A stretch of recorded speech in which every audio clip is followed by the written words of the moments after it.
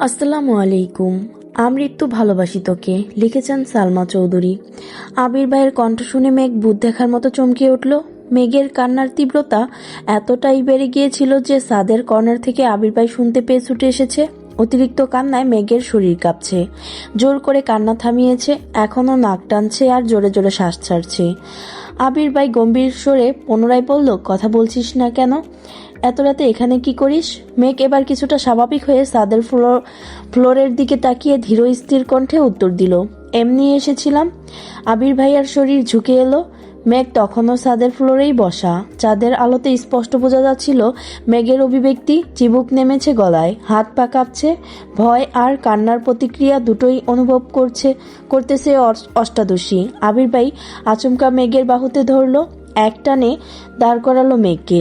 মেঘের শরীরের কম্পন তীব্র হলো, হৃৎপিণ্ডের ধূপধাপ বেড়ে যাচ্ছে সহসা। চোখ তুলে তাকাতে পারছে না। আবির তীক্ষ্ণ দৃষ্টিতে তাকালো মেঘের দিকে। রাগে কটমট করতে করতে বলল, তুই কাঁদছিলি কেন? মেঘ উত্তর খুঁজে পাচ্ছে না। কিভাবে বলবে আবির ভাইয়ের সিগারেট খাওয়া আর অন্য মেয়েকে উদ্দেশ্য করে গান গাওয়াতে তার ভেতর থেকে এমনিতেই কান্না আসছে। মেঘ মাথা নিচু করে চুপ করে রইল। আবির ভাই দীর্ঘশ্বাস ফেললেন। কিছুটা স্বাভাবিক কণ্ঠে বললেন, তুই কি সবসময় রাত বিরাতে ছাদে আসিস? মেঘ তৎক্ষণাৎ বিদ্যুৎ বেগে কতক্ষণ মাথা নাড়ালো, নাবোধক সম্মতি জানালো। তারপর আস্তে আস্তে বলল, এই জীবনে কোনোদিন সন্ধ্যার পর ছাদে উঠিনি আমি। আবির ভাই উদ্বিগ্ন কণ্ঠে শুধালো, তাহলে আজ আসলি কেন? মেঘ নিস্তব্ধ, নীরব। কিছু বলার সাধ্য নেই বলে দীর্ঘশ্বাস ফেললো মেয়েটা। এত রাতে ছাদের আসার কোনো অজুহাতও খুঁজে পেল না অষ্টাদশী। আবির ভাই কয়েক পা এগিয়ে মেঘের অনেকটা ঘনিষ্ঠ হয়ে দাঁড়ালো। আবির ভাইকে এত কাছাকাছি দেখে নিঃশ্বাস বন্ধ হওয়ার হাল হলো মেঘের। আবির ভাইয়ের গায়ের গন্ধে মাতাল হওয়ার অবস্থা। ভয়ঙ্কর পরিস্থিতি থেকে নিজেকে বাঁচাতে দুকদম পিছিয়ে গেল মেঘ, কিন্তু পিছনে আর জায়গা নেই। দরজার পাশের পিলারের পিঠ ঠেকলো মেঘের। থরথর করে কাঁপছে অষ্টাদশীর ছোট্ট দেহটা। পায়ের পাতা শিরশির করছে, সরে যেতে চাইলো সামনে থেকে। আচমকা আবির ভাই দুহাতে পিলারের দুপাশ চেপে ধরলো। কিছুটা ঝুঁকে মুখোমুখি হলো মেঘের। আবির ভাইয়ের উষ্ণ শ্বাস, তীব্র দৃষ্টি মেঘকে নাজেহাল করে দিচ্ছে। মানসিক টানাপোড়েনে পড়ে গেল অষ্টাদশী। মেঘের মনে হচ্ছে বুকের মধ্যে আজ কয়েকজন একসাথে নৃত্য করছে, যার শব্দ বাহির থেকে শোনা যাচ্ছে। শরীর ঘামতে শুরু করেছে। আবির ভাই হঠাৎই শীতল কণ্ঠে বললেন, এত বছর তো খুব পালাই বেড়াইছিস, এখন দেখবো কতটা পালাতে পারিস তুই। আবির ভাইয়ের ঠান্ডা হুমকিতে কেঁপে উঠল অষ্টাদশী। এই কথা শোনা মাত্র মেঘের শরীরে হাই ভোল্টেজের ঝাঁকুনি দিল। মেঘের বক্ষ স্পন্দন জোরালো হলো। আবির ভাই সরু নেত্রে তাকিয়ে আছে অষ্টাদশীর পানে। হয়তো মেঘের টালমাটাল অবস্থা বুঝতে পেরে সরে গেল সামনে থেকে। পুনরায় শক্ত কণ্ঠে বলল, রুমে যা। আবির সরে যাওয়াতে স্বস্তি পেল মেঘ। দীর্ঘশ্বাস ফেলছে বারবার। কয়েক মুহূর্ত পর সিঁড়ির দিকে নামতে গেল। অন্ধকার সিঁড়ি। পিছন ফিরে তাকিয়ে বুকে সাহস নিয়ে ডাকলো, আবির ভাই। আবির ভাই উল্টো দিকে ফিরেছিল।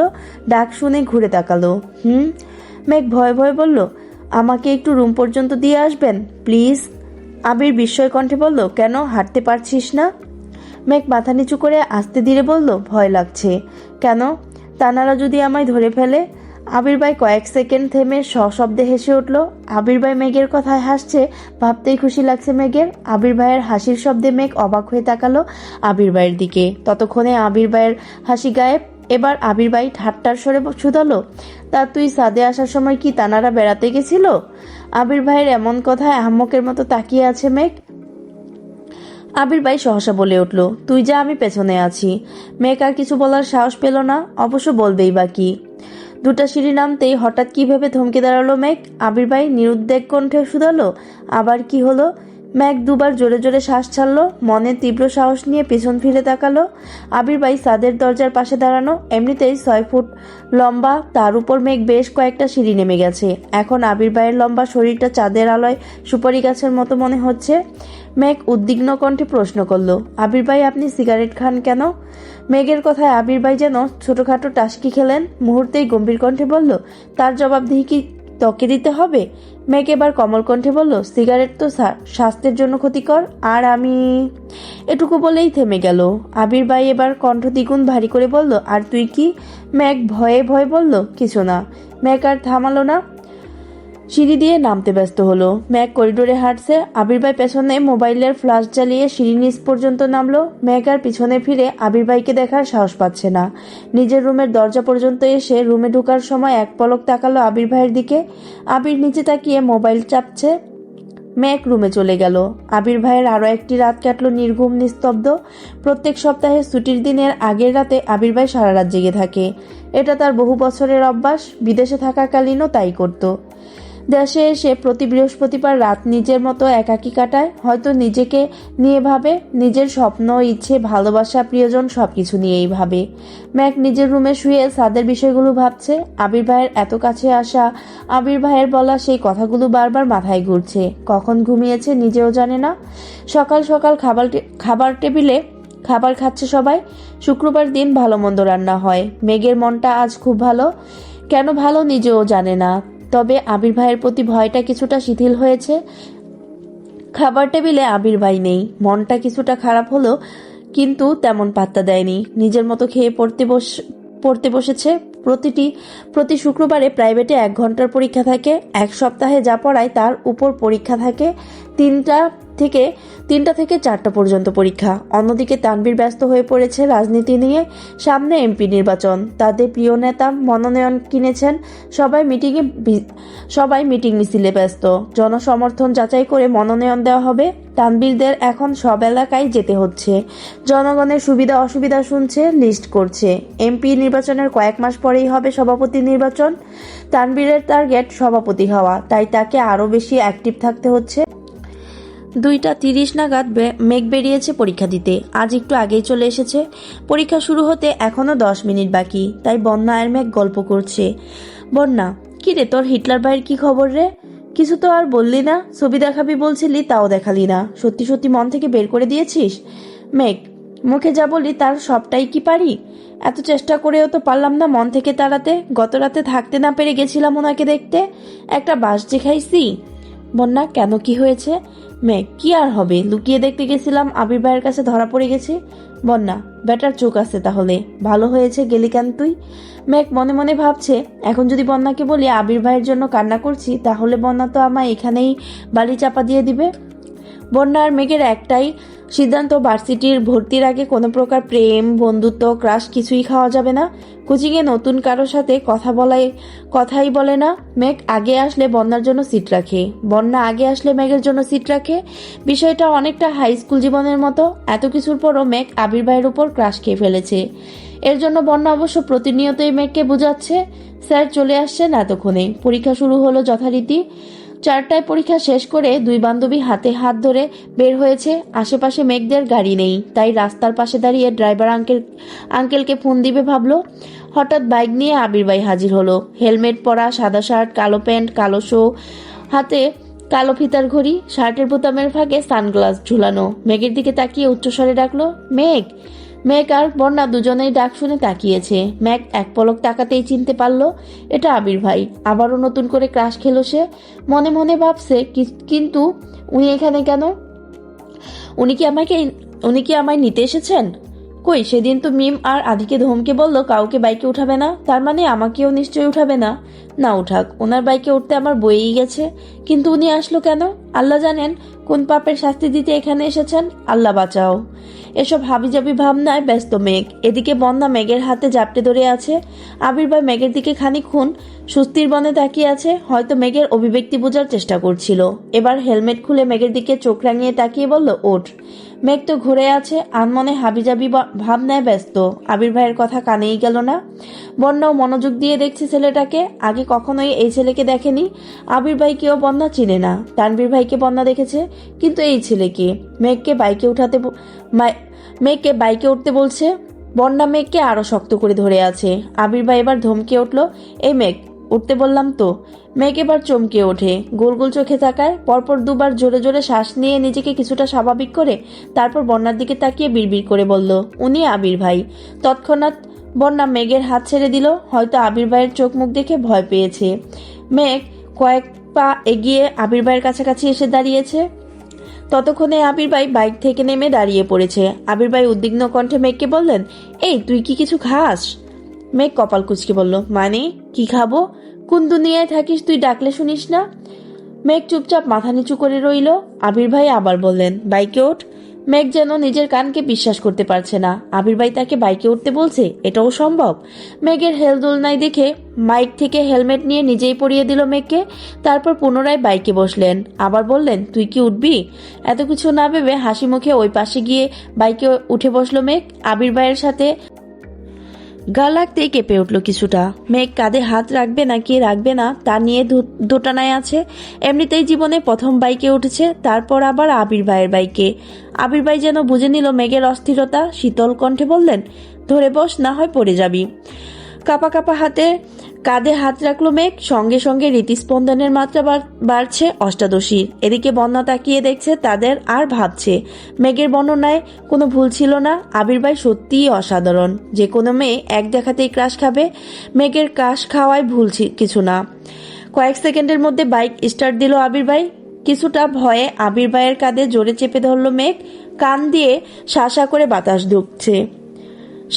বাতাস ঢুকছে। প্রথমবার বাইকে ওঠার অনুভূতি অসাধারণ। মেঘ নিবু নিবু চোখে চারপাশ দেখার চেষ্টা করছে। বেশ কিছুক্ষণ পর তারা পৌঁছে গেল বসুন্ধরা সিটি শপিং কমপ্লেক্সে। মেঘ আনন্দে আত্মহারা হয়ে যাচ্ছে। আবির ভাই ওকে শপিং এ নিয়ে আসছে, ভাবতেই পারছে না সে। এত খুশি রাখবে কোথায়? আবির ভাই মেঘকে নিয়ে একটা হিজাবের দোকানে গেল। রেগুলার পরার জন্য হিজাব চাইতেই দোকানদার জর্জেট হিজাবের বক্স বের করে দিল। মেঘের বুঝতে বাকি নেই। রবিবারে বলেছিল হিজাব পরে যেতে, কিন্তু মেঘ ওড়না মাথায় দিয়ে যাচ্ছিল। কি করবে সে? মা আর বড় মা ছাড়া মেঘ তো একা শপিং এ যায়নি কখনো। বড় আম্মুরাও এখন শপিং করবেন না। তাই মেঘ ভেবেছিল কিছুদিন ওড়না মাথায় দিয়ে যাবে, তারপর ওনারা শপিং এ গেলে নিয়ে আসবে। মেঘ বক্স থেকে বেছে বেছে 3টা আলাদা করেছে। তারপর আবির ভাইকে জিজ্ঞেস করলো, এই 3টা নেব? আবির ভাই মেঘের প্রশ্নের উত্তর না দিয়ে দোকানদারকে জিজ্ঞাসা করলেন, এগুলোর মধ্যে কয়টা কালার আছে আপনার কাছে? দোকানদার বললেন, ভাই আপাতত 24টা আছে, আপনি চাইলে আরো দিতে পারবো, তবে কিছুদিন পরে নিতে হবে। আবির ভাই স্বাভাবিক কণ্ঠে বললেন, সবচেয়ে বড় সাইজের হিজাব 24টা কালারই দেন। আবির ভাইয়ের কথা শুনে মেঘ তরিত বেগে তাকালো আবির ভাইয়ের দিকে। তৎক্ষণাৎ চোখ নামিয়ে শক্ত গলায় বলল, এগুলো লাগবে না, 3টা হলেই হবে। আবির ভাই তীক্ষ্ণ দৃষ্টিতে তাকিয়েছে মেঘের দিকে। কটমট করে বলল, তোকে কিছু জিজ্ঞেস করেছি আমি? ভয়ে সিটিয়ে পড়ল মেঘ। আর কিছু বলার সাহস পেল না, কিন্তু ভেতরে ভেতরে ফুঁসছে। যেখানে তার কোচিং সপ্তাহে 3-4 দিন, 2-3টা হিজাব হলেই হয়ে যায়, 24টা নেওয়ার কোনো মানেই হয় না। কিন্তু কিভাবে বুঝাবে হিটলারকে? আবির ভাই নিজে পছন্দ করে আরো কয়েকটা পার্টি হিজাব নিল। মেঘ মাথা নিচু করে মনে মনে শুধু আবির ভাইকে বকেই গেল। আবির শপিং ব্যাগগুলো হাতে নিয়ে মেঘকে বলল, চল। মেঘ মুখের উপর জিজ্ঞেস করে ফেলেছে, কোথায়? আবির ভাই আবারও রাগান্বিত কণ্ঠে কটমট করে বলল, কোথায় যাব না যাব কি তোরে বলে যাইতে হবে? মেঘের নিজের মাথায় নিজে গাঁটটা দিতে মন চাচ্ছে। সব সময় আম্মু বড় আম্মুকে আর বন্যাকে কথার পাল্টা ঝটপট প্রশ্ন করে অভ্যস্ত মেঘ, তাই আবির ভাইকেও তেমনি জিজ্ঞেস করে ফেলেছে। আবির ভাইয়ের পেছন পেছন একটা জুয়েলার্সের দোকানে ঢুকলো মেঘ। আবির ভাই একজনকে জিজ্ঞেস করলেন, আজকে কি নেওয়া যাবে? লোকটা হাসি মুখে উত্তর দিল, জি ভাইয়া, 2 মিনিট বসুন, আমি বের করে দিচ্ছি। 2 মিনিটের মধ্যে লোকটা পুনরায় প্রশ্ন করলেন, ভাইয়া প্যাকিং করে দেব? আবির ভাই তৎক্ষণাৎ বললেন, প্যাকিং লাগবে না, রেডি হলে আমায় দেন। লোকটা একজোড়া নুপুর এগিয়ে দিল আবির ভাইয়ের দিকে। ম্যাগো উৎসুক জনতার ন্যায় নুপুর 2টা দেখছে, অনেক মোটা আর খুব সুন্দর ডিজাইনের। হঠাৎ আবির ভাইয়ের কাণ্ডে মেঘ কারেন্টের খাম্বার ন্যায় স্তব্ধ হয়ে গেছে। আবির ভাইয়ের এক হাঁটু ফ্লোরে, আরেকটা পা স্বাভাবিক রেখে নিচে বসেছে, যেভাবে প্রপোজ করে অনেকটা সেভাবে। সহসা মেঘের এক পা নিজের হাঁটুর উপর রেখে একটা নুপুর পরিয়ে দিল। এদিকে মেঘের নিঃশ্বাস বন্ধ হওয়ার অবস্থা। হৃৎপিণ্ড কম্পনের তীব্রতা বুঝতে পেরে মনে হচ্ছে এই যাত্রায় আর বাঁচবে না। আবির ভাইকে না করার শক্তিটুকুও পাচ্ছে না। খাম্বার মতো স্থির যা হওয়ার তা তো শরীরের ভিতরে হচ্ছে। রক্ত সঞ্চালনের মাত্রা বাড়ছে। মনে হচ্ছে এই বুঝি প্রেশার উঠে যাচ্ছে মেঘের। 2 পায়ে নুপুর পরিয়ে আবির ভাই পুনরায় চেয়ারে বসে মেঘের দিকে তাকিয়ে জিজ্ঞেস করলো, দেখ কেমন লাগছে? মেঘ তখনও নিষ্পলক চোখে তাকিয়ে আছে আবির ভাইয়ের দিকে। আবির ভাইয়ের আগে ফুসতে ফুসতে দাঁতে দাঁত চেপে বললেন, তোকে নুপুর দেখতে বলছি, আমায় না। আবির ভাইয়ের কথায় দোকানদার জোরে হাসি শুরু করেছে। ততক্ষণে মেঘ স্বাভাবিক হলো, পরিস্থিতি বুঝতে পেরে তাড়াতাড়ি পায়ের দিকে তাকালো। সত্যি অনেক সুন্দর লাগছে, ফর্সা পাগলু দেখতে অন্যরকম লাগছে। খুশিতে গদগদ হয়ে বলল, অনেক ধন্যবাদ আবির ভাই। আবির ভাই দোকানের বিল পরিশোধ করে কাছাকাছি একটা রেস্টুরেন্টে গেলেন। মেঘের মাথায় শুধু ঘুরছে এইসব কিছু স্বপ্ন। একটু পর ঘুম ভাঙবে আর সব শেষ হয়ে যাবে। রেস্টুরেন্টে বসে আবির ভাই মেঘের দিকে মেনু কার্ড এগিয়ে দিলেন আর বললেন, তোর যা খেতে ইচ্ছে করে অর্ডার দে। মেঘ নিজের পছন্দ মতো কাচ্চি সাথে বোরহানি বলল। ওয়েটারকে 2টা কাচ্চি দিতে বলল আবির, সাথে 2টা বোরহানি। মেঘ উত্তেজিত হয়ে জিজ্ঞেস করলো, আবির ভাই আপনার কি কাচ্চি পছন্দ? আবির ভাই এবার বিরক্ত হয়ে বলল, আমার পছন্দ অপছন্দ তোর জেনে কাজ নেই। মেঘের মুখটা চুপসে গেছে। খাবার আসায় দুজন চুপচাপ খাবার খেলো। মেঘ অবশ্য কয়েকবার চোখ তুলে তুলে আবির ভাইকে দেখেছিল, কিন্তু আবির ভাইয়ের সেদিকে কোনো ভ্রুক্ষেপ নেই। সব কাজ শেষে আবির ভাইকে উঠতে যাবে, তখন মেঘ আবার আবির ভাইকে ডাকলো, আবির ভাই। না কিছু না। আবির ভাই এবার সত্যি সত্যি রাগ করলেন, কণ্ঠ 3 গুণ ভারী হলো। রাগান্বিত স্বরে বলতে উঠলেন, তোকে হিজাব আর নুপুর দিয়েছি বলে খুশিতে বেশি লাফাইস না। মাথায় ওড়না দিয়ে বইয়ের মতো চলাফেরা যাতে না করতে পারিস সেজন্য হিজাব দিয়েছি। আর তুই সারাক্ষণ টই টই করে কোথায় ঘুরিস তা তোর নুপুরের শব্দেই বুঝতে পারবো। এতে তোকে শাস্তি দিতে অসুবিধা হবে। মেঘ আহাম্মক বনে গেল। কি না কি ভাবছিল সে। আবির ভাই ভালোবেসে গিফট দিচ্ছে। আহা, সে কি অনুভূতি। সেই অনুভূতিতে 1 বালতি পানি ঢেলে দিল আবির ভাই। আবির ভাই কণ্ঠ খাদে নামিয়ে বললেন, ওঠ। মেঘ ভয়ে ভয়ে চুপচাপ পেছনে উঠল। এবার আর আবির ভাইকে ধরে বসবে না, ঠিক করলো। আবির ভাই ধমকে উঠলেন, এক কথা তোকে কতবার বলতে হয় মেঘ, ধরে বস, না হয় রাস্তায় ফেলে চলে যাব। মেঘের ছোট দেহ কম্পিত হয়, সহসা চেপে ধরে আবির ভাইয়ের কাঁধ। আবির ভাইয়ের অভিব্যক্তি বোঝা গেল না। বাসার সামনে পর্যন্ত আসলো, কিন্তু কেউ কোনো কথা বলল না। বাসার সামনে বাইক থামিয়ে বলল, বাসায় যা। মেঘ বাইক থেকে নেমে আবির ভাইয়ের দিকে তাকিয়ে জিজ্ঞেস করলো, আপনি যাবেন না? না। কোথায় যাবেন? আবির বিরক্তি নিয়ে বললেন, তুই কে যে তোকে আমায় বলে যাইতে হবে কোথায় যাব না যাব? আর একবার আমার মুখের উপর প্রশ্ন করবি সঙ্গে সঙ্গে থাপ্পড় দিব। মেঘের মুখটা চুপসে গেছে, চিবুক নামিয়েছে গলায়, পাতলা ওষ্ঠে বিড়বিড় করে বলল, হিটলার একটা। আবির ভাই তৎক্ষণাৎ জবাব দিল, আমি হিটলার হলে তুই কি? আবির ভাই শুনে ফেলেছে। আটকে উঠল মেঘ। আবির ভাইয়ের দিকে তাকানোর সাহস হলো না। থাপ্পড়ের ভয়ে ছুটে পালালো বাড়ির ভেতর। আবির ভাই নিষ্পলক চোখে তাকিয়ে আছে অষ্টাদশীর পায়ের দিকে। নুপুরের ঝনঝন শব্দ কানে লাগছে। আকস্মাৎ আবির ভাইয়ের ঠোঁটের কোণে এক চিলতে হাসির ঝলক দেখা গেল। মেঘ এক ছুটে বাড়ির ভেতরে ঢুকলো। সোফায় বসে গল্প করছিল মালিহা খান, হালিমা খান আর আকলিমা খান। মেঘকে ছুটতে দেখে দৃষ্টি পড়ল সেদিকে। আকলিমা খান ডেকে বললেন, মেঘ কি হয়েছে তোর, এভাবে ছুটছিস কেন? মেঘ সিঁড়ির নিচে এসে থামলো। হাঁপাচ্ছে মেয়েটা, জোরে জোরে শ্বাস নিচ্ছে আর বারবার দরজার দিকে তাকাচ্ছে। আবির ভাই বলেছে কোথায় যাবে, তারপরও যদি কোনো কারণে বাসায় চলে আসে, এ আশঙ্কায় বারবার তাকাচ্ছে মেঘ। হালিমা খান শুকনো নজরে মেঘের পায়ের দিকে তাকিয়ে জিজ্ঞেস করলেন, তুই নুপুর পেলি কোথায়? মেঘ এবার দরজার দিক থেকে দৃষ্টি সরিয়ে মা কাকিয়াদের দিকে তাকালো।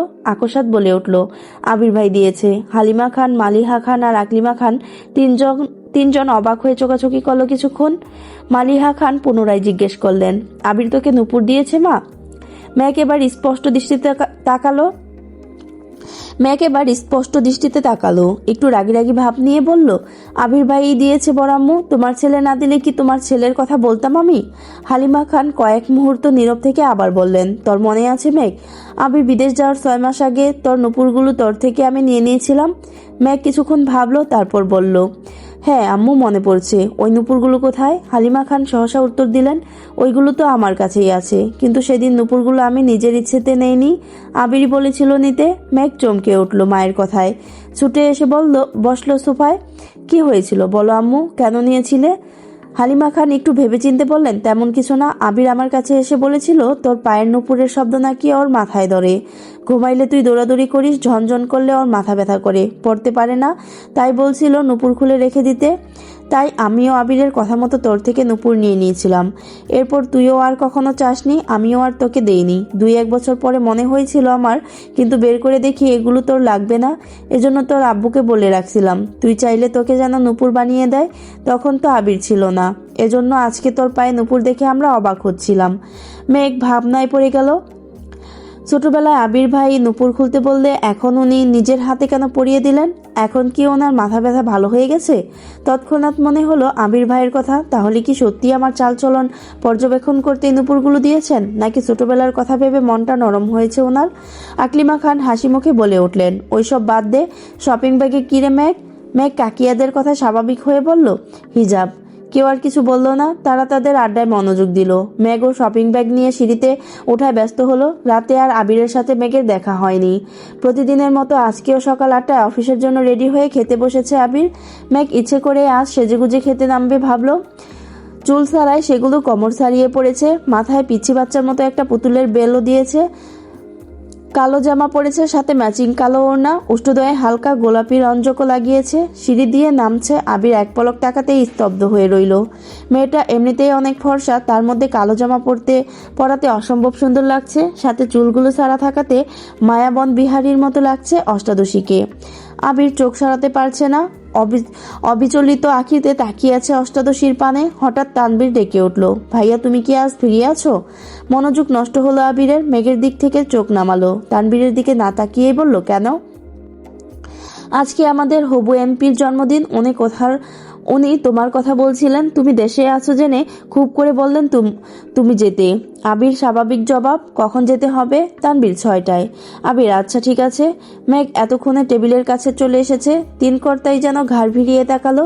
সকলেই এক নজর পায়ের দিকে তাকালো, কিন্তু কেউ তেমন কথা বলল না। অবশ্য কথা বলারও কিছু নেই। মেয়েদের সাজুগুজুতে বাবা চাচারা নাক গলায় না সচরাচর, বরং তারা চায় বাড়ির মেয়েরা সবসময় হাসি খুশি থাকুক। মেঘ চেয়ার টেনে বসলো আবির ভাইয়ের বিপরীতে। এক পলক তাকালো। আবির ভাইও আজ কালো শার্ট পরেছে। আবির ভাই সবসময় সাদা অথবা কালো শার্টই পরেন। হঠাৎ কফি কালার বা আসমানি বা হালকা কোনো কালার পরেন। শুধু পাঞ্জাবির ক্ষেত্রে ব্যতিক্রম দেখা যায়। ড্রেস মিলে যাওয়াতে মেঘের মাথা নিচু করে মুচকি হাসলো। ইকবাল খান তানবীরের দিকে তাকিয়ে জিজ্ঞেস করলেন, তোদের হবু এমপি আবিরকে কিভাবে চিনে? তানবীরের সহজ সরল উত্তর, আমি একটা প্ল্যান দিয়েছিলাম ওনাকে। প্ল্যান কার্যকর হওয়ার খুশি হয়ে হবু এমপি বলেছিলেন, তোমার মাথায় এত প্ল্যান আসে কিভাবে? আমি তখন বলেছি, আমায় বেশিরভাগ প্ল্যান ভাইয়া দেন। আমি ভাইয়াকে প্রবলেম শেয়ার করি, তারপর ভাইয়া আমায় প্ল্যান দেয়। তখনই এমপি বলেছিলেন, তাহলে তোমার ভাইয়াকে নিয়ে আইসো। তখন ভাইয়া বাহিরে ছিলেন। আজ ওনার জন্মদিন, তাই সকালবেলা উনি নিজে আমায় কল করে জিজ্ঞেস করলেন ভাইয়া আসছে কিনা। আমি হ্যাঁ বলাতে উনি নিজেই বারবার বললেন ভাইয়াকে নিয়ে যেতে। ইকবাল খানের সাথে মোজাম্মেল খান এবং আলী আহমেদ খানও যেন মনোযোগ দিয়ে তানবীরের কথাগুলো শুনছিল। মোজাম্মেল খান সবসময় চুপচাপ থাকেন, যা সিদ্ধান্ত সকল কিছু বড় ভাইয়ের। তানবীরের এসব কথা শুনে আলী আহমদ খান রাগে ফুঁসছেন। রাগান্বিত স্বরে বললেন, আবির, আমি কিন্তু তোমায় আগেই সাবধান করেছি, রাজনীতিতে তুমি জড়াবে না। আবির নিরুদ্বেগ কণ্ঠে উত্তর দিল, আমি তো বলেছি রাজনীতি করব না। তাহলে তানবীরকে রাজনীতি নিয়ে প্ল্যান দাও কেন? রাজনীতি নিয়ে মাথা কামাও কেন? আর এমপির জন্মদিনে যেতে এক কথায় রাজি হলে কেন? এই বুদ্ধি প্ল্যান ব্যবসার লাগালে আমাদের ব্যবসাটা আরো এগুতো। গম্ভীর কণ্ঠে একটানা কথাগুলো বললেন আলী আহমদ খান। মেঘ, মিম আর আদি চুপচাপ খাচ্ছে। বাবা চাচার কথায় কোনো মনোযোগ নেই তাদের। মেঘ খাচ্ছে আর মিটিমিটি হাসছে, আবার একটু পর পর আবির ভাইয়ের দিকে পিটপিট করে তাকাচ্ছে। আলী আহমেদ খানের কথায় আবির খাবার প্লেট থেকে চোখ তুলে তাকালো। রাজবাড়ি কণ্ঠে বলা শুরু করলো, তোমাদের কয়েক বছর যাবৎ একটাই সমস্যা, তানবীর কেন রাজনীতি করে। মেন কথা, তোমরা রাজনীতি পছন্দ করো না, কিন্তু আমি মন থেকে চাই তানবীর রাজনীতি করুক, এবং সেটা মাঝপথে ছাড়ার জন্য না। সভাপতি, এমপি, মন্ত্রী পদে পদে নিজের সাফল্য বয়ে আনুক, আর আমার বিশ্বাস আমার ভাই সফল হবে ইনশাল্লাহ। কয়েক সেকেন্ড থেমে আবার বলা শুরু করলো, প্রতিটা বিষয় আমরা নিজেরা যখন ভাবি তখন একতরফা ভাবি। মনে হয় আমি যা ভাবছি সেটাই ঠিক, এটা করলেই পারফেক্ট হবে, কিন্তু সব দিক থেকে সেটা পারফেক্ট নাও হতে পারে। তাই তানবীর পরিস্থিতি বুঝে নিজে যা ভাবে সেটা আমায় জানায়। যদি ভাবনা ঠিক থাকে তাহলে আমি বলি ঠিক আছে, না হয় আমি সাজেশন দেই, এটা এভাবে না করে ওভাবে করো, এতটুকুই। এই কথাগুলো তানবীর চাইলে আমায় না বলে তাদের কমিটির লোকজনকে বলতে পারতো, কিন্তু তানবীরের যেহেতু ইচ্ছে সভাপতি হওয়ার, তার প্ল্যান সভাপতি জানলে সে কাজ করবে, তখন তানবীরের নাম থাকবে না। এজন্য তানবীর আমায় শেয়ার করে। আরেকটা বিষয় হলো ব্যবসা। আমি ব্যবসায় ঢুকেছি মাত্র 1 সপ্তাহ হলো। আমি সবকিছু বুঝে নেই ঠিক মতো, তারপর দেখো ব্যবসায় মনোযোগ দিতে পারি কিনা। এমপির জন্মদিনে যেতে রাজি হওয়ার কারণও আছে। এবার বাবা চাচাদের দিকে এক পলক তাকিয়ে চোখ নামিয়ে বলা শুরু করলো, তোমরা এখন নামি দামি ব্যবসায়ী, একসময় তোমাদের ব্যবসাও অনেক ছোট ছিল, অনেক ঝামেলা পোহাতে হয়েছে তোমাদের। তখন আমি ছোট ছিলাম, তবুও যতটা সম্ভব বুঝেছি। বর্তমানে আমি নতুন ব্যবসা শুরু করতে যাচ্ছি। আমারও কাগজপত্র নিয়ে অনেক জায়গায় দৌড়াদৌড়ি করতে হবে, অনেক বিত্তবানদের সঙ্গে ব্যবসার দিক থেকে টক্কর লাগবে। শুধু টাকা থাকলে সবকিছু করা সম্ভব হয় না, সাথে পাওয়ার প্রয়োজন হয়। অনেক সময় পুলিশের থেকেও রাজনৈতিক পাওয়ার বেশি কাজে লাগে। আইনিভাবে যে বিষয় সমাধান করতে মাসের পর মাস লেগে যায়, সেটা বড় বড় নেতাদের একটা কলেই সলভ হয়ে যায়। তানবীরের যেহেতু রাজনীতিতে আগ্রহ আছে, তাহলে সে মনোযোগ দিয়ে রাজনীতি করুক, আমি ব্যবসা সামলাই। তানবীর ভালো অবস্থানে থাকলে আর আমি মোটামুটি পরিচিত থাকলে আমাদের যে কোনো প্রয়োজনে আশেপাশের মানুষের সাহায্য পাবো। এতগুলোর কথা বলে এবার আবির থামলো। মেঘ হা করে তাকিয়ে আছে আবির ভাইয়ের দিকে আর ভাবছে, কি দূরদর্শী চিন্তা ভাবনা আবির ভাইয়ের। মেঘ মনে মনে নিজেকে বাহবা দিচ্ছে। আবির ভাইয়ের জন্য হিটলার নামটা একদম ঠিকঠাক। আলী আহমেদ খান, মোজাম্মেল খান এবং ইকবাল খান তিনজনই অবাক চোখে তাকিয়ে আছে। ইকবাল খান সহসা বলে উঠলেন, দেখেছো ভাইয়া, আবিরের চিন্তা ভাবনা কত দূর, আগে থেকেই ভেবে চিনতে মাঠে নেমেছে। তুমি খামোখা চিন্তা করো ওর জন্য, দেখবে আমাদের ব্যবসাতে খুব শীঘ্রই পরিবর্তন আসবে ইনশাল্লাহ। আলী আহমেদ খান আর কথা খুঁজে পেলেন না, খাওয়া শেষ করে উঠে গেলেন। মোজাম্মেল খান তানবীরের দিকে তাকিয়ে বললেন, আমাদের মান না রাখ, আবিরের মান অন্তত রাখিস। তানবীর শীতল কণ্ঠে জবাব দিল, আমি সর্বোচ্চ চেষ্টা করব ভাইয়াকে সব দিক থেকে সাহায্য করার। সকলেই নীরব। এতক্ষণে মোটামুটি সবার খাওয়া শেষ, সবাই সবার মতো করে উঠে যাচ্ছে। আবিরের খাওয়া শেষ হতেই যেই না উঠতে যাবে, নজর পড়ল অষ্টাদশীর পানে। কাজল পরিহিতা, টানা টানা চোখ গভীর দৃষ্টিতে তাকিয়ে আছে আবিরের দিকে। আবির টেনে হিচড়ে দৃষ্টি সংযত করলো, হালকা করে কাশি দিল। মেঘ এখনো বিভোরে তাকিয়ে আছে। আবির এবার দাঁড়াতে দাঁড়াতে বলল, মুখটা বন্ধ কর মেঘ, মাছি ঢুকবে মুখে। মেঘ নড়ে চড়ে বসলো। আবির ততক্ষণে বেসিনে চলে গেছে হাত ধুতে। মেঘ নিজের মাথায় নিজে গাঁটটা দিল। সি, আবির ভাই কি ভাবলো? যতই মন শক্ত করি আহম্মকের মতো আবির ভাইয়ের দিকে তাকিয়ে থাকবো না ভাবি, ততই যেন আবির ভাইয়ের কাছে বেকুব শাস্তেছি। সেই যে মাথা নিচু করে খাচ্ছে আর মনে মনে নিজেকে বকতে ব্যস্ত। আবির ভাই কখন ব্যাগ নিয়ে বেরিয়েছেন সেদিকেও নজর নেই মেঘের। খাওয়া শেষ করে রুমে গিয়ে পড়তে বসেছে। আজ কোচিং প্রাইভেট নেই, তাই 3টা পর্যন্ত টানা পড়াশোনা করছে। তারপর গোসল করে খেতে এসেছে। বিকেল হয়ে গেছে, তাই কাকি আর বড় আম্মু ঘুমাচ্ছেন। হালিমা খানও শুয়েছিলেন। মেঘের সিঁড়িতে নামার সময় নুপুরের শব্দে বেরিয়ে এসে খাবার দিলেন মেঘকে। মেঘ চুপচাপ খাবার খাচ্ছে। হালিমা খান পাশে চেয়ারে বসে শান্ত কণ্ঠে মেঘকে জিজ্ঞেস করলেন, পড়াশোনা ঠিক মতো করছিস তো মা? মেঘ উপর নিচ মাথা নাড়ল শুধু। হালিমা খান, আর তো কয়েকটা দিন, এরপরই তো রেজাল্ট দিয়ে দিবে, তারপরই তো ভর্তি পরীক্ষার যুদ্ধ শুরু হয়ে যাবে। মেঘ চুপচাপ খাওয়া শেষ করে সোফায় বসে টিভি দেখছিল। হালিমা খান সব গুলিয়ে মেয়ের পাশে বসলেন। মেঘ কিছুক্ষণ পর মায়ের উরুর উপর মাথা রেখে শুয়ে পড়ল। হালিমা খানও সযত্নে মেয়ের মাথায় হাত বুলিয়ে দিচ্ছেন। বিকেলে গোসল করাতে চুলগুলো এখনো ভেজা। হালিমা খান একটু রাগে রাগে বললেন, সারাদিন বাসায় থেকেও বিকেলে গোসল করিস কেন? ঠিকমতো না খেলে, ঠিকমতো গোসল না করলে অসুস্থ হয়ে পড়বি, তখন তো পড়তেই পারবি না। মেঘ চুপচাপ মায়ের হাঁটু আঁকড়ে শুয়ে আছে। ততক্ষণে 5টা বেজে গেছে। আবির আজ একটু তাড়াতাড়ি চলে এসেছে অফিস থেকে। 6টায় এমপির জন্মদিনের অনুষ্ঠানে যেতে হবে। বাড়িতে ঢুকে চুপচাপ সিঁড়ির দিকে যাচ্ছে। পায়ের শব্দে হালিমা খান তাকিয়ে দেখলেন আবির। হালিমা খান কোমল কণ্ঠে বললেন, এত তাড়াতাড়ি চলে এলি যে, কফি দেবো তোকে? আবিরের দৃষ্টি পড়ে সোফায়। হালিমা খানের উড়তে শোয়া মেঘকে দেখে বুকের ভেতর সেট করে ওঠে আবিরের। মায়ের কথা শুনে মেঘও ঘাড় ঘুরিয়ে তাকায়। চোখ পড়ে সিঁড়ির কাছে আবির ভাইয়ের দিকে। সঙ্গে সঙ্গে সোজা হয়ে উঠে বসলো। আবির তৎক্ষণাৎ তড়িৎ গতিতে মেঘের কাছে আসে। ভয়ার্ত কণ্ঠে বলল, কি হয়েছে তোর? বলতে বলতে কপালে গালে গলায় হাত রাখলো একবার। আবির ভাইয়ের উষ্ণ হাতের ছোঁয়ায় কেঁপে উঠল অষ্টাদশী। আবির হাত সরিয়ে উত্তেজিত কণ্ঠে পুনরায় প্রশ্ন করলো, শরীর খারাপ লাগছে? মাথা ব্যথা করছে? মেঘ যেন বিস্ময়কর দৃষ্টিতে তাকিয়ে আছে আবির ভাইয়ের অভিমুখে। আবির ভাইয়ের কপাল ঘামে চিকচিক করছে। হালিমা খান অভিযোগের স্বরে বললেন, আরে দেখ না, সারাদিন বাসায় থেকে অসময়ে গোসল করে, এত লম্বা চুল শুকাতে তো সময় লাগে নাকি? নিজের কোনো যত্ন নেয় না, কিছুই না। আবির সহসা বলে উঠল, মামুনি একটু কফি করে দিবা প্লিজ? হালিমা খানের সরল উত্তর, তুই বস একটু, এখনই নিয়ে আসছি। হালিমা খান উঠে রান্নাঘরে গেলেন। আবির ঘুরে গিয়ে হালিমা খানের জায়গায় বসলেন। মেঘ নিচের দিকে চেয়ে ঠোঁট কামড়ে ধরে বসে আছে। শীর্ণ বক্ষ ধরপড় করছে অষ্টাদশীর। আবির ক্ষুদ্র চোখে তাকিয়ে আছে অষ্টাদশীর পানে।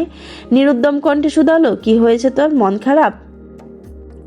মেঘের দুনিয়া ঘুরছে, মনের ভিতর টালমাটাল অবস্থা, হৃৎপিণ্ড ছুটছে দিক বিদিক। কিছু সেকেন্ডের পর কোনো রকমে এপাশ ওপাশ মাথা নাড়লো। আবির একটু চুপ থেকে গম্ভীর কণ্ঠে বলল, কেউ বকেছে তোকে? সহসা মেঘের জবাব, কেউ বকেনি। আবির এবার দীর্ঘশ্বাস ফেললো, বেশ ঠান্ডা কণ্ঠে বলল, তাকা আমার দিকে। মেঘ এবার দ্বিতীয় দফা ধাক্কা খেলো। মেঘ নড়ে উঠলো, কাপা কাপা চোখে তাকালো আবির ভাইয়ের চোখের দিকে। আবির ভাইয়ের শীতল চাহনিতে অষ্টাদশীর মনে ঝড় শুরু হয়েছে। সাগরের গভীরতার ন্যায় চোখের দিকে বেশিক্ষণ তাকিয়ে থাকা সম্ভব হলো না মেঘের। চটজলদি মাথা নিচু করে ফেললো। আবির তখনও তীক্ষ্ণ দৃষ্টিতে তাকিয়ে আছে অষ্টাদশীর দিকে। আবির কিছুটা ভেবে শক্ত কণ্ঠে বলল, মেঘ, আমি এই বাড়ির সিঙ্গেল একটা মানুষের মুখেও তোর নামে অভিযোগ শুনতে চাই না। মেঘের অভিব্যক্তি বোঝা গেল না। চিবুক গলায় নেমেছে, নিজের মনে উথাল পাথাল পরিস্থিতি সামলাতে ব্যস্ত অষ্টাদশী। আবির কপাল গোটায় হঠাৎই পল্লব ফেলে দীর্ঘশ্বাস ছেড়ে শক্ত চাহনিতে মেঘের দিকে তাকায়। কাল থেকে বিকেলে কোচিংয়ে যাবি, ওনাদের 3টা বেচ আছে, প্রতিদিন 11টায় গোসল করবি, 1টার পর নামাজ পড়ে খেয়ে প্রাইভেটে যাবি, তারপর কোচিং শেষ করে বাসায় আসবি, আমি কোচিংয়ে কথা বলে নেব। এতক্ষণে হালিমা খান কফি নিয়ে হাজির হলেন। আবির স্বাভাবিক কণ্ঠে বলল, মামুনি, মেঘ কাল থেকে 11টায় গোসল করবে আর বিকালে কোচিংয়ে যাবে। ওর গোসলের টাইম যদি 1 মিনিট এদিক সেদিক হয়, তুমি সঙ্গে সঙ্গে আমায় কল করবা। এতটুকু বলেই কফির কাপ নিয়ে সিঁড়ি দিয়ে ধপধপ করে উপরে চলে গেল। মেঘের হৃৎপিণ্ড দুবাক হয়ে গেল আবির ভাইয়ের কথায়। এতদিন মনের ভেতর শুধু তুফান চালিয়েছে এই লোকটা, এখন মেঘের জীবনেও তুফান চালাচ্ছেন। বন্যা তো 10টার বেঁচে যাবে, মেঘ একা একা বিকালে পড়তে যাবে, ওখানে তো কাউরে চিনে না। ভাবতেই আহত হলো মনটা। ঠায় সোফায় হেলান দিয়ে বসে আছে মেঘ। হালিমা খান মেঘকে 1 কাপ কফি এনে দিলেন। মেঘ কিছুটা স্বাভাবিক হয়ে কফি খাওয়ায় মনোযোগ দিল। কিছুক্ষণ পর মেঘ সিঁড়ি দিয়ে উঠছে রুমে যাওয়ার উদ্দেশ্যে। তখনই সিঁড়ি দিয়ে ব্যস্ত পায়ে নামছে আবির ভাই। এমপির জন্মদিনের অনুষ্ঠানে যাওয়ার জন্য রেডি হয়েছেন। খয়েরি রঙের শার্ট, কোনই পর্যন্ত হাতা ভাঁজ করা, কালো প্যান্ট দিয়ে ইন করা, নতুন সুজুতা, চোখে নতুন একটা সানগ্লাস, চুলগুলো খুব সুন্দর করে স্টাইল করা। এক পলক তাকাতেই মেঘ থমকে দাঁড়ালো সিঁড়িতে। আবির ভাইয়ের এক হাত পকেটে, অন্য হাতের আঙুলে বাইকের চাবি ঘুরাতে ঘুরাতে মেঘের পাশ কেটে নেমে গেলেন। মেঘ ওখানেই দাঁড়িয়ে পড়েছে। বডি স্প্রের তীব্র গন্ধে ঘাড় ঘুরিয়ে তাকালো আবির ভাইয়ের দিকে। যতক্ষণ দেখা গেল ততক্ষণ স্থির দৃষ্টিতে তাকিয়ে রইল। বিড়বিড় করে বলল, ওনার যন্ত্রণায় আমাকে পাবনা যেতে হবে মনে হচ্ছে। কিছুক্ষণ পর মেঘ রুমে চলে গেল। তানবীর সারাদিনেও বাসায় ফিরতে পারেনি। সেই যে সকালে বের হয়েছিল, সারাদিন নির্বাচনের কাজে ব্যস্ত, বিকেলে বাহিরেই খেয়েছে। তারপর থেকে জন্মদিনের অনুষ্ঠানের কাজে ব্যস্ত। কোথায় কি রাখবে, কিভাবে করবে, সভাপতি, সাধারণ সদস্য সকলেই ব্যস্ত। অনুষ্ঠান শুরু হওয়ার পর্যায়ে আবির উপস্থিত হলো। আবিরকে দেখে তানবীর ছুটে এসেছে। পরিচয় করিয়ে দিয়েছেন হবু এমপির সাথে। হ্যান্ডশেক করে মতবিনিময় শুরু করলেন দুজনে। অনুষ্ঠান ভালোই শেষ হলো। বেশ কিছু ছবিও তোলা হয়েছে এমপির ফ্যামিলির সাথে। আবির তানবীর এমপির দুপাশে দাঁড়িয়ে কেক খাওয়ানো সহ আরো অনেক ছবি তোলা হয়েছে। সেখান থেকে 4টা ছবি আবির ফেসবুকে আপলোড করেছে, সাথে জন্মদিনে ক্যাপশন দিয়ে। অনুষ্ঠান শেষে তানবীর বলল, ভাইয়া তুমি কি আমায় বাইকে লিফট দিবা নাকি রিক্সা করে বাড়ি যাব? আবির এক মুহূর্ত ভেবে উত্তর দিল, আজ থেকে যেতে পারবি, সমস্যা নেই। তানবীর খুশিতে আত্মহারা হয়ে গেছে। 10 দিনের মাথায় ভাইয়ের বাইকে ওঠার অনুমতি পেল।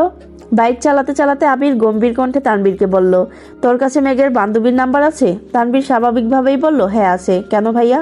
আবির রাজবাড়ি কণ্ঠে বলল, তুই তাকে কল দিয়ে বলিস কাল থেকে যেন 3টায় কোচিংয়ে যায়। মেঘের বেস্ট টাইম চেঞ্জ করে দিয়েছি, সাথে তারটাও। কোচিং এর লোকের সাথে কথা বলেছি। মেঘের একা একা বিকেলে ভালো লাগবে না। তানবীরের চিন্তিত স্বরে বলল, আবার কোনো সমস্যা হয়েছে ভাইয়া? আবির এবার দীর্ঘশ্বাস ফেলে কণ্ঠ দ্বিগুণ ভারী করে বলল, তোর বোন ঠিক মতো খায় না, গোসল করে না, পড়ে না, কত অভিযোগ শুনতে হয়। এজন্য টাইম পাল্টে দিয়েছি, সাথে ওকেও ওয়ার্নিং দিয়েছি। তানবীর আর কিছু বলল না। চুপচাপ 2 ভাই বাসায় ঢুকে যে যার মতো রুমে চলে গেল। রাত তখন 10:30+। তানবীর ফোন থেকে বন্যা নামে সেভ করা একটা নাম্বারে কল দিল। 2বার দেওয়ার পর রিসিভ হলো। বন্যা, আসসালামু আলাইকুম। তানবীর, ওয়ালাইকুম আসসালাম। বন্যা, কে বলছেন? তানবীর, আমি মেঘের ভাই। বন্যা একটু ভয়ে ভয়ে বলল, আবির ভাইয়া? তানবীরের কিছুটা রাগ হলো। আকস্মাৎ বলে উঠল, ভাইয়া তোমায় কল দিবে কেন? ভাইয়ার কি খেয়ে দেয়ে কাজ নাই যে তোমায় কল দিবে? ভাইয়া জীবনেও তোমায় কল দিবে না। শুধু তোমায় কেন, কোনো মেয়েকেই কল দিবে না। বন্যা আস্তে আস্তে শুধালো, তানবীর ভাইয়া? তানবীর, হ্যাঁ। বন্যা, কোনো দরকার ভাইয়া? তানবীর, শোনো, তুমি কাল থেকে 2টার ব্যাচে প্রাইভেট পড়বে আর 3টার ব্যাচে কোচিং করবে। মেঘও বিকালে কোচিং করবে, এটাই জানানোর জন্য কল দিয়েছি। ভুল করে আবার সকালে চলে যেও না। আল্লাহ হাফেজ। এতটুকু বলেই কল কেটে দিল তানবীর। বন্যা খাটের উপর টাসকি খেয়ে বসে পড়লো। কিছু ভাবতে পারছে না। কিছুক্ষণ স্থির থেকে তাড়াতাড়ি কল করলো মেঘকে। একবার বাজতেই কল রিসিভ করলো মেঘ। বন্যা, এই পাগল, তোর কি হয়েছে রে? কাল থেকে এতবার কল দিচ্ছি, কোনো খবর নাই তোর।